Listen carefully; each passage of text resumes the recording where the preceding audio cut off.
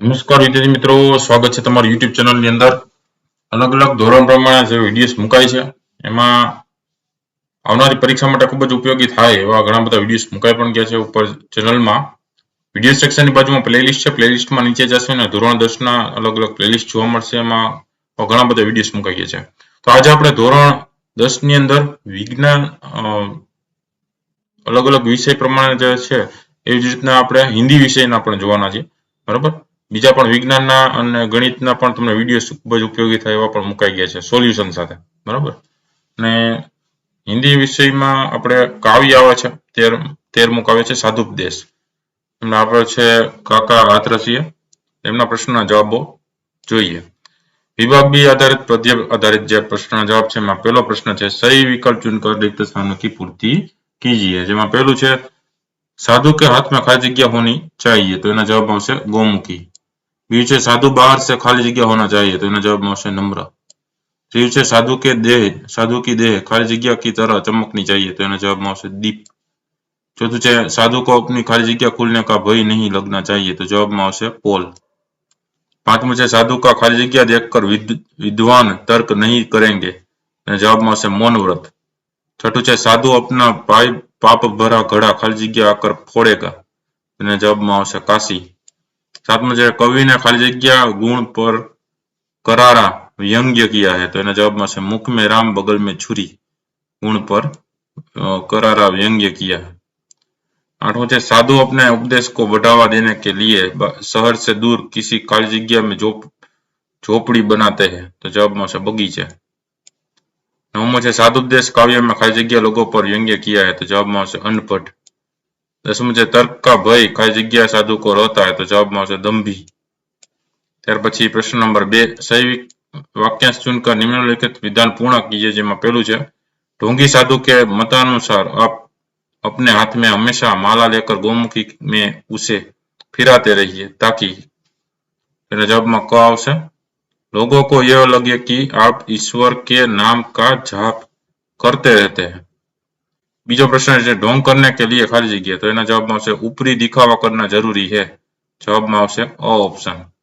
ત્રીજું છે सच्चा साधु दिखाई देने के लिए मुंडन करा लीजिए, तो एना जवाब में આવશે जिससे आपका सिर शिव की तरह चमकता रहे, जवाब में ब ऑप्शन આવશે. चौथું છે ढोंगी साधु भक्तों को उपदेश देते हुए कहते हैं कि यदि कोई व्यक्ति आपसे किसी विषय पर तर्क करते हो तो उससे डरकर भयभीत न हो, तो એના જવાબમાં ક ऑप्शन આવશે. ત્યાર પછી પ્રશ્ન નંબર 3 निम्नलिखित प्रश्नों के नीचे दिए गए विकल्प में से नहीं सही विकल्प चुनकर उत्तर लिखिए. જેમાં પહેલું છે साधु का शरीर कैसा है, जवाबમાં આવશે दिव्य और चमकता, तो जवाबમાં એ ऑप्शन આવશે. बीजे आजकल के साधु के सामने कोई तर्क करने आए तो वे क्या करेंगे, जवाबમાં सी ऑप्शन આવશે. जवाबમાં डी ऑप्शन આવશે अपनी पोल खुल न जाए इसलिए मौन रहेंगे, तो जवाबમાં डी ऑप्शन. ત્રીજું છે साधु बाहर से खाली जगह है, तो એના જવાબમાં આવશે नम्र, जवाबમાં सी ऑप्शन. ચોથું છે नाम जपने का साधन खाली जगह है, तो जवाबમાં આવશે माला, जवाबમાં बी ऑप्शन. પાંચમું છે कवि भक्तगण को कौन से गुण ग्रहण करने की बात करते हुए व्यंग्य करते हैं, जवाबમાં बी ऑप्शन આવશે हाथ में गौमुखी लेकर ईश्वर स्मरण करना. ત્યાર પછી પ્રશ્ન નંબર 4 निम्नलिखित प्रश्नों के उत्तर एक एक वाक्य में लिखिए. पहलू है दिखावा करते हुए साधु कैसा व्यवहार करता है, जवाब है दिखावा करते हुए साधु हाथ में गौमुखी लेकर माला फेरता रहता है और ऊपर से विनम्र बना रहता है और अंदर से छल कपट करने से नहीं चूकता. बीजो प्रश्न साधु उपदेश देने के लिए झोपड़ी कहाँ बनाते हैं, जवाब है साधु उपदेश देने के लिए झोपड़ी शहर से दूर बगीचे में बनाते हैं. तीजो प्रश्न दंभी साधुओं को किस बात का भय रहता है, भय सताता है, जवाब है दंभी साधुओं को इस बात का भय सताता है कि यदि कोई तर्क करने के लिए आ गए और वे उसका उचित जवाब न दे पाए तो उनकी पोल न खुल जाए. चौथा प्रश्न साधु मौन धारण क्यों करते हैं, जवाब है साधु इसलिए मौन धारण करते हैं ताकि यदि कोई उनसे गूढ़ प्रश्न पूछे तो उसका उत्तर देने से वे बच सके. इस युक्ति से उनका धर्म संकट कट जाता है. प्रश्न नंबर 5 निम्नलिखित प्रश्नों के उत्तर 2-3 वाक्यों में लिखिए. જેમાં પહેલું साधु का दिखावा कैसा है? तो जवाब है साधु का शरीर दिव्य और चमकता हुआ है तथा उसका सिर घुटा हुआ और शिव की तरह चिकना है। बीजो प्रश्न, साधु काशी जाने का उपदेश क्यों देते हैं? जवाब है साधु काशी जाने का उपदेश देते हैं कि यदि आपके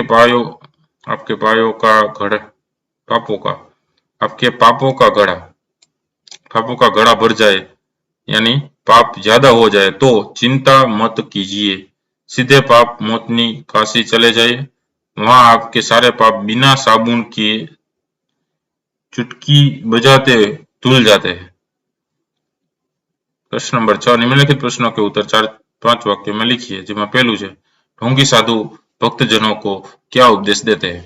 એનો જવાબ છે ढोंगी साधु अपने भक्तजनों को उपदेश देते हैं कि वे अपने हाथ में गौमुखी लेकर माला फिराने का ढोंग करते हैं, उससे विनम्र और सज्जन दिखने का ढोंग करते रहे, पर अंदर से छल कपट करने से न चूके।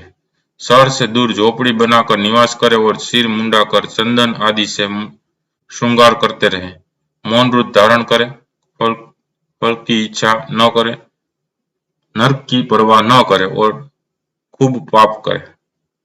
बीजो प्रश्न, ढोंगी साधु मौन व्रत क्यों धारण करते हैं? जवाब है ढोंगी साधुओं के पास कभी कभी कुछ लोग विभिन्न विषयों पर तर्क करने के लिए आ जाते हैं और आते हैं। वे साधुओं से अपने प्रश्नों के उत्तर की अपेक्षा करते हैं। ढोंगी साधु इस प्रकार के प्रश्नों के उत्तर अनभिज्ञ होते हैं। ऐसे अवसर पर ढोंगी साधुओं को समक्ष धर्म संकट पैदा हो जाता है। इस समस्या से निपटने के लिए ढोंगी साधु मौन व्रत धारण करने का बहाना बना देते हैं। यह युक्ति अपनाने से ढोंगी साधुओं से कोई भी व्यक्ति तर्क करने की हिम्मत नहीं करता।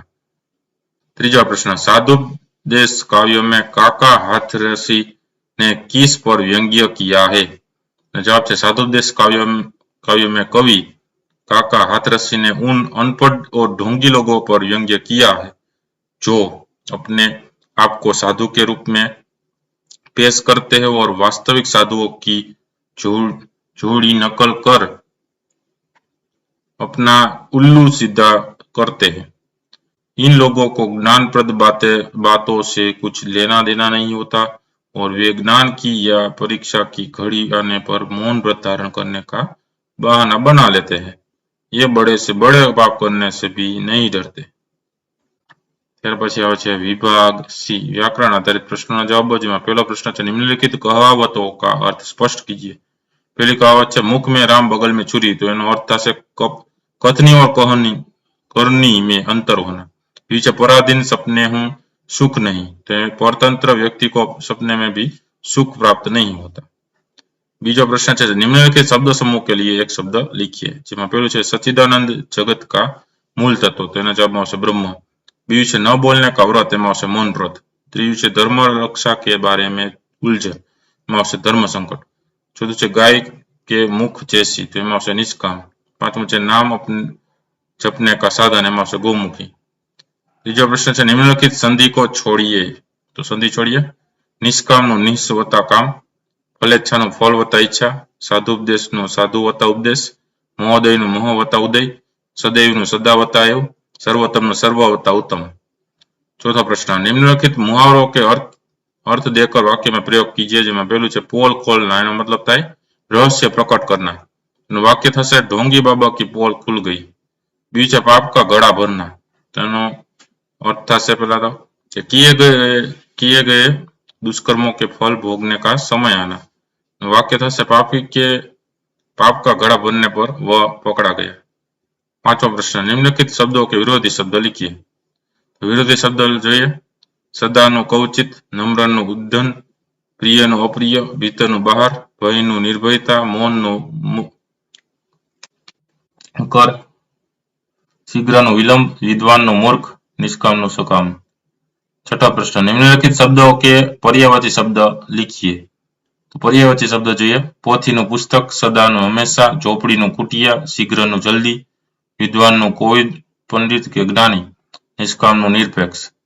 सातवां प्रश्न है निम्नलिखित शब्दों की भाववाचक संज्ञा लिखिए। तो भाववाचक संज्ञा જોઈએ नम्रનું नम्रता, कापनाનું कंपन, गुणનું गुणी, ભયભીતનું ભયભીતિ, પઢનાનું પઢાઈ, બહુતનું બહુતાયત, ચમકનાનું ચમક, શીઘ્રનું શીઘ્રતા, વિદ્વાનનું વિદ્વતા, ભક્તનું ભક્તિ. 8वां प्रश्न निम्नलिखित शब्दों की अर्थवाचक संज्ञा लिखिए तो सुननाનું શ્રોતા, लिखनाનું લેખક, તર્કનું તાર્કિક, ઉપદેશનું ઉપદેશક, ધર્મનું ધાર્મિક, ઝઘડાનું ઝઘડાલું, સેવાનું સેવક, ઈચ્છાનું ઈચ્છુક. 9वां प्रश्न निम्नलिखित शब्दों की विशेषण संज्ञा लिखिए तो स्वर्गનું સ્વર્ગીય, ચમકનું ચમકીલા, તર્કનું તાર્કિક, ધર્મનું ધાર્મિક, देहનું देहिक, नगरનું नागरिक. 10वां प्रश्न निम्नलिखित समास को पहचानिए तो भक्तगण तत्पुरुष समास, गोमुखी बहुव्रीहि समास, धर्म संकट कर्मधारय समास, निष्काम बहुव्रीहि समास, महोदय बहुव्रीहि समास, साधुपदेश तत्पुरुष समास.